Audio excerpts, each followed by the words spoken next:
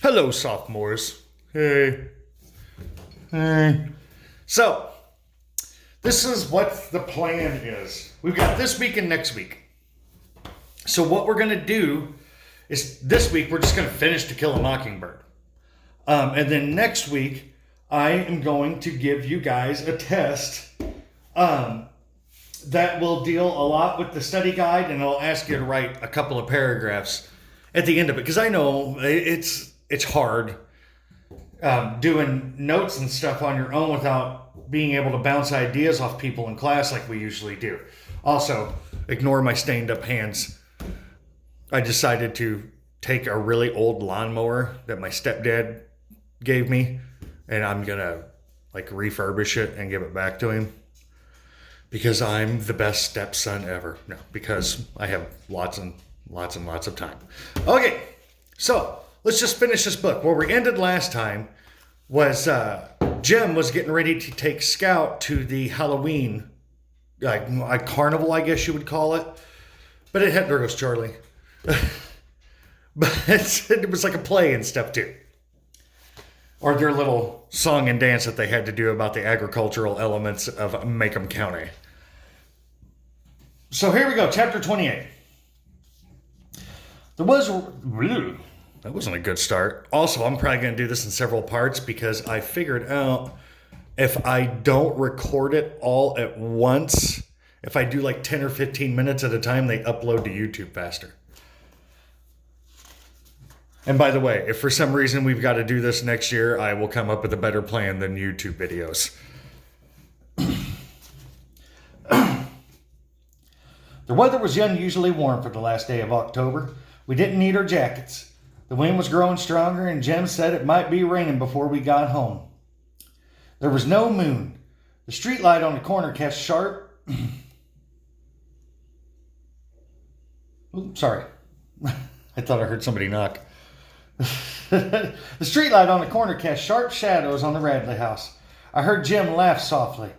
Bet nobody bothers them tonight, he said. Jim was carrying my ham costume rather awkwardly, and it was hard to hold. I thought it was gallant of him to do so. It is a scary place, though, ain't it? I said. Boo doesn't mean anybody any harm, but I'm right glad you're along. You know Atticus wouldn't let you go to the schoolhouse by yourself, said Jim. Don't see why, it's just around the corner and across the yard. That yard's a mighty long place for a little girl to cross at night, Jim teased. Ain't you scared of haints? Haints is just saying ghosts. We laughed. Haints, hot steams, incantations, secret signs had vanished with our years as the mist with the sunrise. What was that old thing, Jim said? What was that old thing, Jim said. Angel bright, life and death, get off the road, so don't suck my breath. Cut it out now, I said. We were in front of the Radley place. And Jim said, Boo must not be at home. Listen. High above us in the darkness of a solitary marker poured out its repertoire in blissful unawareness of whose tree he sat in, plunging from the shrill key of the sunflower bird to the irascible quack of the blue jay, and to the sad lament of the poor will. We turned the corner and I tripped on the root growing in the road. Jim tried to help me, but all he did was drop my costume in the dust. I didn't fall though, and soon we were on our way again. We turned off the road and entered the schoolyard. It was pitch black. How do you know where we're at, Jim? I asked, when we had gone a few steps. I can't tell I could tell we're under the big oak tree because we're passing through a cool spot. Careful now, and don't fall again. We had slowed to a cautious gait and were feeling our way forward so as not to bump into the tree. The tree was a single and ancient oak. 2 children could not reach round its trunk and touch hands. It was far away from teachers, their spies, and the curious neighbors. It was near the Radley lot, but the Radleys were not curious. A small patch of earth beneath its branches were packed hard from the many fights and furtive crap games. The lights in the high school auditorium were blazing in the distance, but they blinded us, if anything. Don't look ahead, Scout said. Jim, look at the ground and you won't fall. You should have brought the flashlight, Jim. Didn't know it was this dark. Didn't look like it'd be dark earlier in the evening, so cloudy, that's why. It'll hold off a while, though. Someone leaped at us. God almighty, Jim yelled. A circle of light burst in our faces, and Cecil Jacobs jumped in glee behind it. Ha ha, gotcha, he shrieked. Thought you'd be coming along this way. What are you doing out here by yourself, boy? Ain't you scared, Boo Radley? Cecil had ridden off safely into the auditorium with his parents. Had ridden safely to the auditorium with his parents. Hadn't seen us, and then ventured down this far because he knew good and well we'd be coming along. He thought Mr. Finch would be with us, though. Shucks, ain't much but around the corner, said Jim. Who's scared to go around the corner? We had to admit that Cecil was pretty good, though. He had given us a fright, and he could tell it all over the schoolhouse that was his privilege. Say, I said, ain't you a cow tonight? Where's your costume? Yeah, it's up behind the stage, he said.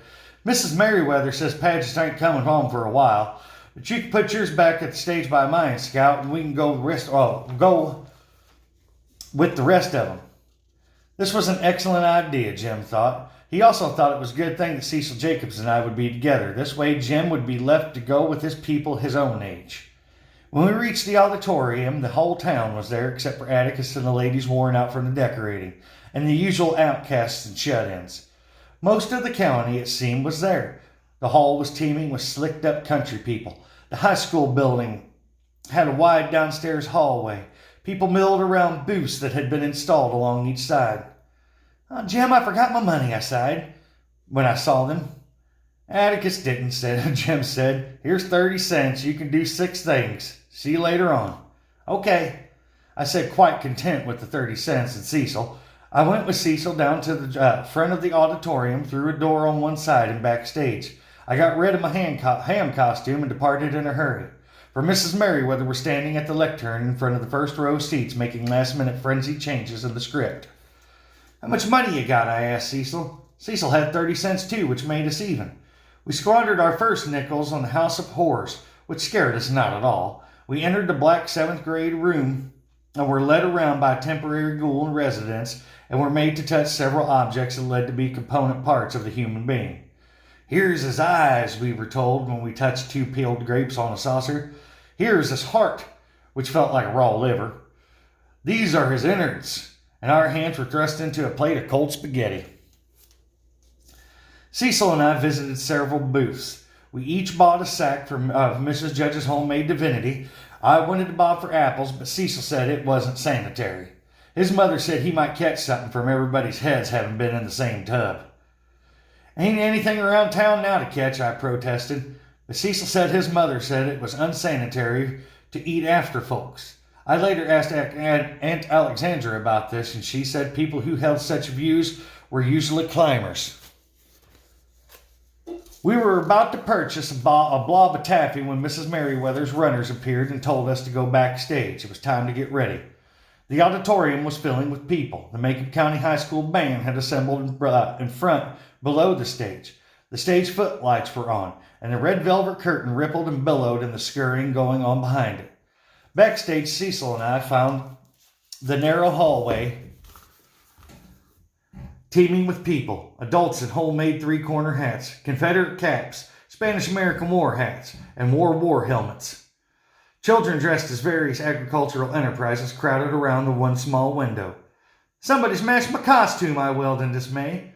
Miss Merriweather galloped to me, reshaped the chicken wire, and thrust me inside. "You're all right in there, Scout?" asked Cecil. "You sound so far off like you was on the other side of the hill." "You don't sound any nearer," I said. The band played the national anthem and we heard the audience rise, and then a bass drum sounded. Mrs. Merriweather, stationed behind her lectern beside the band, said, "Macomb County ad astra per aspera." The bass drum boomed again. "That means," said Mrs. Merriweather, translating the rustic elements, "from the mud to the stars." She added unnecessarily, it seemed to me, as a pageant. "Reckon they wouldn't know what it was if she didn't tell them," whispered Cecil, who was immediately sushed. "The whole town knows it," I breathed. "But the country folks come in," said Cecil. "Be quiet back there," a man's voice ordered, and we were silent. The bass drum went boom with every sentence Mrs. Merriweather uttered. She chanted mournfully about the Macon County being older than the state, and that it was part of Mississippi and Alabama territories. That the first white man set foot in virgin forests was the probate judge's great-grandfather 5 times removed, who was never heard of again. And then came the fearless Colonel Macon, for whom the county was named.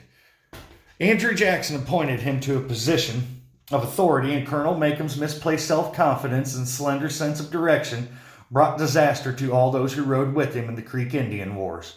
Colonel Macon persevered in his efforts to make the region safe for democracy, but his first campaign was his last.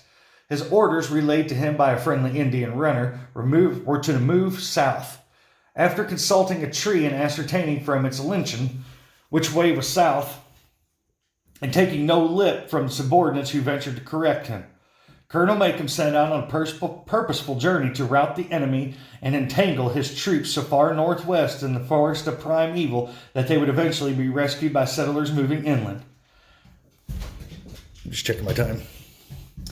Miss Merriweather gave a 30-minute description of Colonel Macon's exploits, and I discovered that if I bent my knees, I could tuck them under my costume and more or less sit. I sat down, listened to Miss Merriweather drone and the bass drum boom, and was soon fast asleep. They later said that Miss Merriweather was putting her all into the grand finale, and that she had crooned "Pork" with confidence born of pine trees and butter beans entering on cue. She waited a few seconds and then called "Pork." Nothing materialized. She yelled "Pork." I must have heard her in my sleep, or the band playing Dixie woke me up, but it was when Mrs. Merriweather triumphantly mounted the stage with the state flag that I chose to make my entrance. Chose is incorrect. I thought I'd better catch up with the rest of them. They told me later that Judge Taylor went out behind the auditorium and stood there slapping his knees so hard that Mrs. Taylor had to bring him a glass of water and one of his pills. Mrs. Merriweather seemed to have a hit. Everybody was cheering so when she caught me backstage and told me I had ruined her pageant. She made me feel awful, but when Jim came to fetch me, he was sympathetic. He said he couldn't see my costume much from where I was sitting. How he could tell I was feeling bad under my costume, I don't know. But he said I did all right. I just came in a little late, that was all. Jim was becoming almost as good as Atticus at making me feel right when things went wrong. Almost. Not even Jim could make me go through that crowd, and he consented to wait backstage with me until the audience left. "You want to take it off, Scout?" he asked. "No, I'll just keep it on," I said. I could hide my mortification under it. "You don't want to ride home?" someone asked. "No, thank you, sir," I said. "Jim, it's just a little walk." "Be careful of Hanks," the voice said. "Better still, tell the Hanks to be careful of Scout." "There aren't many folks left now," Jim told me. "Let's go." We went through the auditorium to the hallway, then down the steps. It was still black dark. The remaining cars were parked on the side of the building, and their headlights were little help. "Some of them were going in our direction. We could see better," said Jim. "Here, Scout, let me hold on to your hawk. You might lose your balance." "I could see all right." "Yeah, but you might lose your balance." I felt a slight pressure on my head and assumed that Jim had grabbed that end of the hand. "You got me?" "Uh-huh." We began crossing the black schoolyard, straining to see our feet. "Jim," I said, "I forgot my shoes. They're back behind the stage." "Well, let's go get them." But as we turned around the auditorium, the lights went off. "You can get them tomorrow," he said. "But tomorrow's Sunday," I protested as Jim turned up me homeward. "You can get the janitor to let you in." "Scout?" Nothing. Jim hadn't started that in a long time. I wondered what he was thinking. He'd tell me when he wanted to, probably when we got home. I felt his fingers press the top of my costume. Too hard, it seemed. I shook my head. "Jim, you don't have to..." "Hush a minute, Scout," he said, pinching me. "Let's stop right there for a sec." Ooh, part 2 coming up.